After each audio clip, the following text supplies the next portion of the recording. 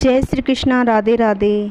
आज की हमारी कहानी है कर्मों का फल। माता सीता को भी अपने कर्मों का फल भोगना पड़ा था। आइए कहानी सुनते हैं। सीता माता साक्षात महालक्ष्मी का अवतार थी, फिर भी उन्हें अपने कर्म का फल भोगना पड़ा। लोक उपवाद के कारण जब श्री राम जी ने उनका त्याग किया, उस समय वे गर्भवती थी। उन्हें उस अवस्था में पति वियोग तथा वनवास का दुख मिला, जो बचपन में उनसे अनजाने में हो गए अपराध का परिणाम था। मिथिला नगरी में जनक राजवंश राज करता था। उन्हीं में से एक राजा शीर्षध्वज थे। एक बार यज्ञ के लिए वो जमीन जोत रहे थे। उसी समय वहाँ से एक छोटी कन्या निकली। इस सुंदर कन्या को देखकर राजा बहुत खुश हो गया। उन्होंने उस कन्या को अपनी पुत्री बना लिया। उसका नाम सीता रखा। एक दिन सीता अपनी सहेलियों के साथ खेल रही थी। वह उन्हें एक तोते का जोड़ा दिखाई दिया, जो बहुत ही खूबसूरत था। वे दोनों पक्षी एक पर्वत की चोटी पर बैठे बातें कर रहे थे। पृथ्वी पर श्री राम नाम से विख्यात एक बड़े सुंदर राजा होंगे। उनकी महारानी का नाम सीता होगा। श्री राम सीता के साथ कई वर्षों तक राज्य करेगी। धन्य है वे जानकी देवी और धन्य है वे श्री राम। तोते की ऐसी बातें सुनकर सीता ने सोचा कि ये दोनों तो मेरी ही बारे में बातें कर रहे हैं। इन्हें पकड़कर मैं इनसे अपने जीवन का सारी जुड़ी हुई बातें पूछना चाहती हूँ। इसलिए उन्होंने अपनी सहेलियों से उन दोनों पक्षियों को पकड़ कर लाने को कहा। उनकी सहेलियाँ उस पर्वत पर गई और दोनों पक्षियों को पकड़कर ले आई। माता सीता उन पक्षियों से कहने लगी कि तुम दोनों बहुत सुंदर हो, देखो डरो नहीं, मैं तुम्हें कोई नुकसान नहीं पहुंचाना चाहती।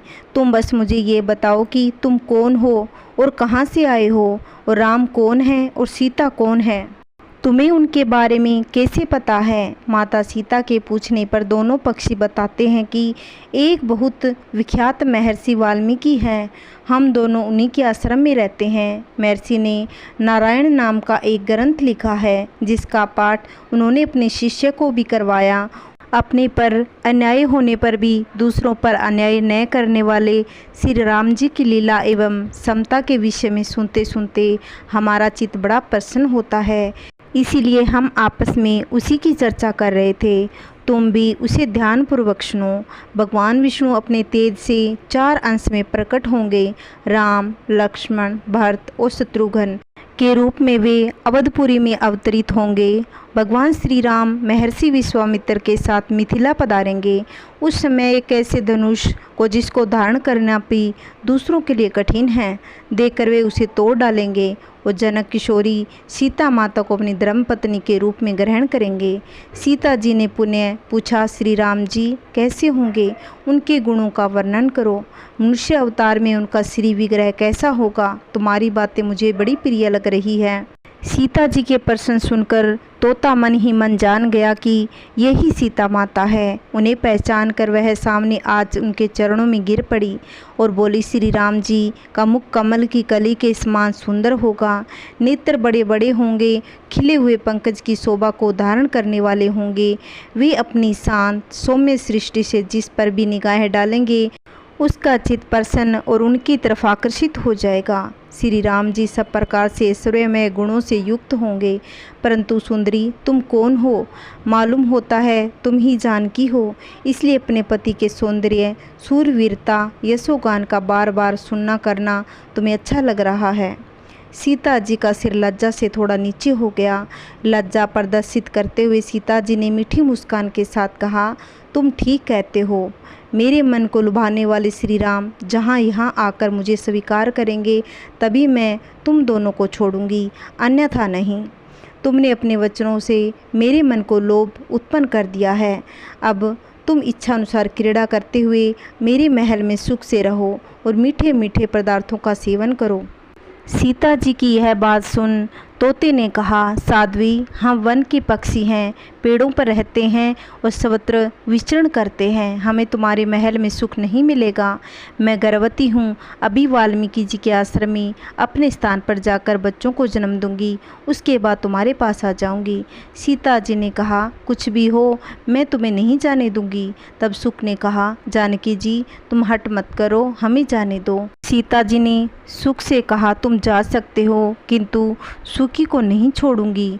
दोनों बहुत रोए, गिड़गिड़ाए, किंतु सीता जी उन्हें छोड़ने के लिए तैयार नहीं हुई। यह सुनकर सुख दुखी हो गया। उसने करुणामयी युक्त वाणी से कहा, योगी लोग सही कहते हैं, वह ठीक ही है। किसी से कुछ न कहें, मौन होकर रहें, नहीं तो उन्मत्त वाणी अपनी वचन रूपी दोष के कारण ही बंधन में पड़ता है। यदि हम इस पर्वत पर बैठकर वार्तालाप न करते हों तो हमें यह बंधन कैसे प्राप्त होता, इसलिए मौन ही रहना चाहिए।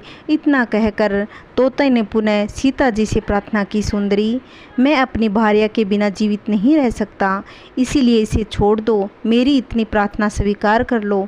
किंतु सीता जी न मानी। तब सुकी ने क्रोध और दुख से व्याकुल होकर सीता जी को शाप दिया, अरे जिस प्रकार तुम मुझे इस प्रकार अपने पति से अलग कर रही हो, वैसे ही तुझे गर्भावस्था में श्री राम जी से अलग होना पड़ेगा। यह कहकर पति वियोग से शोक से उसने प्राण त्याग दिए। पत्नी की मृत्यु हो जाने पर तोता शोकाकुल होकर बोला, मैं मनुष्य से बड़ी श्री राम जी की नगरी अयोध्या में जन्म लूँगा तथा ऐसी अफवाहें पैदा करूँगा कि प्रजा गुमराह हो जाएगी। प्रजा पालक श्री राम जी प्रजा का मान रखने के लिए तुम्हारा त्याग कर देंगे। क्रोध और सीता जी का अपमान करने के कारण सुख का धोबी के घर जन्म हो गया। उस धोबी के कथन से ही सीता जी निंदित हुई और गर्भावस्था में ही उन्हें पति से अलग होकर वन में रहना पड़ा। कर्म का फल तो अवतारों को भी भोगना पड़ता है। कर्म के फल से कोई भी नहीं बच सकता, फिर चाहे वो भगवान राम हो या सीता, सभी को अपने कर्म का फल भोगना ही पड़ता है। हम तो आम मनुष्य हैं, हमें अच्छे कर्म करने चाहिए। अगर आपको मेरी वीडियो अच्छी लगती हो तो लाइक करना, वीडियो को ज़्यादा से ज़्यादा शेयर करना। अगर आप चैनल पे नए हो तो प्लीज़ चैनल को सब्सक्राइब करना। कमेंट करके बताना कहानी कैसी लगी। जय श्री कृष्णा, राधे राधे, ओम नमः शिवाय, जय श्री राम।